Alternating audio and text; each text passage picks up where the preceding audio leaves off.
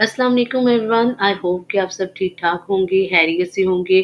आज की वीडियो में आपको खुशामदीद कहती हूँ। आज की वीडियो में मैं आपके साथ शादियों पे बनाए जाने वाले चना चाट की रेसिपी शेयर करूंगी। हम अमूमन घरों में बनाए जाने वाली चना चाट में कौन सी गलतियां करते हैं जिसकी वजह से हमारी जो चाट है वो अक्सर मज़े की नहीं बनती। तो आज की वीडियो में मैं आपके साथ वो टिप्स और ट्रिक्स शेयर करूंगी जो कि शादियों पे बनाए जाने वाले चना चाट में इस्तेमाल की जाती। तो चलिए स्टार्ट करते हैं अपनी वीडियो को। तो सबसे पहले लेंगे उबले हुए आलू। ठीक है, तो आलू जो है इनको मैंने दो दो पीसेस में करके इनको बॉयल कर लिया था ताकि ये जल्दी बॉयल हो जाए। आलू के बारे में आपने खास बात याद रखनी है कि जब भी आपने चाट बनानी है आपने आलू को हमेशा 80% तक पकाना है। ठीक है, इसको जरूरत से ज्यादा नहीं गलाना। जो ही हमारे आलू है बॉयल हो जाएंगे तो फिर हम क्या करेंगे, हम अपने आलूओं को काट लेंगे। ठीक है, यहाँ पे आपने एक बात ये भी नोट करनी है कि जितने भी आपने आलू कटने हैं उनका एक साइज रखना है। इसके अलावा आपने इनको बहुत ही मुनासिब साइज में काटना है।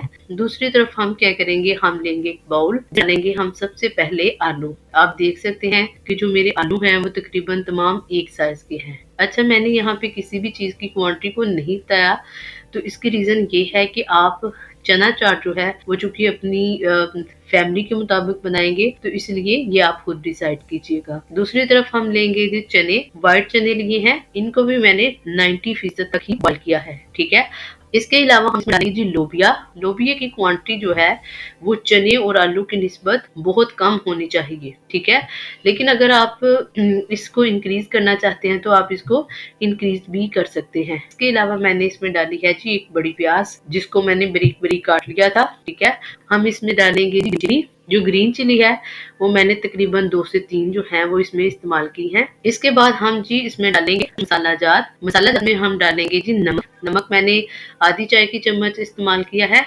क्योंकि इससे पहले जो नमक है चनों को बॉयल करने के दौरान भी डाल चुकी हूँ। इसके अलावा मैं आलूओं में भी नमक का इस्तेमाल कर चुकी हूँ, तो इसलिए आपने एहतियात से यहाँ पे नमक का इस्तेमाल करना है। नमक डालने के बाद हम इसमें डालेंगे चाट मसाला। इस चाट में आपने खास बात याद रखनी है कि आपने इसमें लाल मिर्च का इस्तेमाल नहीं करना। ये एक ऐसी गलती है जिसकी वजह से हमारी जो चाट है, जो शादियों पे हम खाते हैं चाट, उससे डिफरेंट हो जाती है। तो आपने यहाँ पे सुर्ख मिर्च का इस्तेमाल नहीं करना। इसके बाद हम डालेंगे इमली की चटनी। ठीक है, आप ये वाली जो चटनी है आप मेरे चैनल पे जाके देख सकते हैं। इस रेसिपी को लिंक जो है वो डिस्क्रिप्शन बॉक्स में मौजूद है।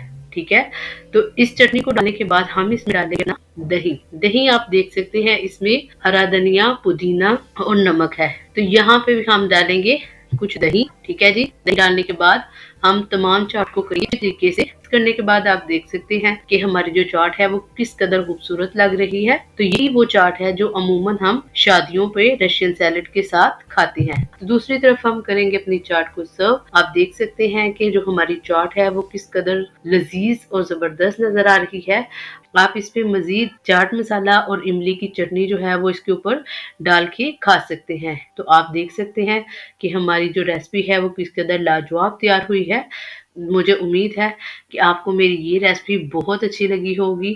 अगर रेसिपी अच्छी लगी हो तो वीडियो को लाइक कीजिए, शेयर कीजिए और कमेंट बॉक्स में जाके अपनी कीमती राय का इजहार जरूर कीजिए। मिलते हैं किसी और वीडियो में, तब तक अल्लाह हाफिज।